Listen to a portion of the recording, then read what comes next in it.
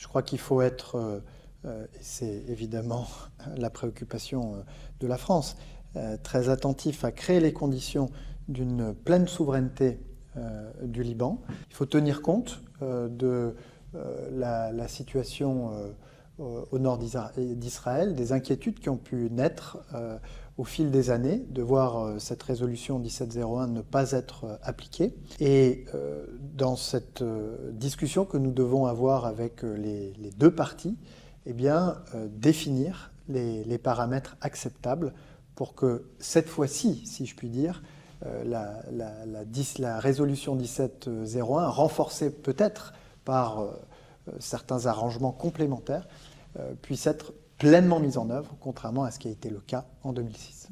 Il convient qu'Israël s'abstienne de prendre la FINUL pour cible, parce que la FINUL, aux côtés des forces armées libanaises, joueront un rôle central dans la stabilisation et la sécurisation du sud du Liban dès la cessation des hostilités que nous appelons de nos vœux. Le Hezbollah porte une lourde responsabilité dans la situation dans laquelle se trouve le Liban aujourd'hui. Le Hezbollah a choisi, au lendemain du 7 octobre, de faire pleuvoir le feu de ses roquettes sur Israël, ce qui a conduit Israël à riposter.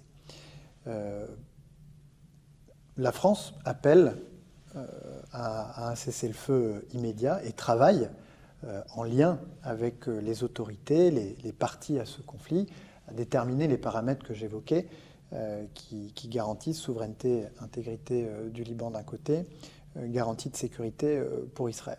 Et face à tout cela, il nous fallait agir et c'est la raison pour laquelle le président de la République a souhaité que nous puissions accueillir une conférence internationale de soutien à la population et à la souveraineté du Liban.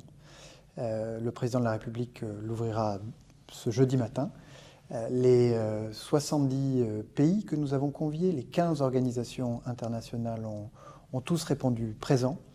Nous avons pour objectif de lever au moins 500 millions d'euros pour faire face à l'urgence.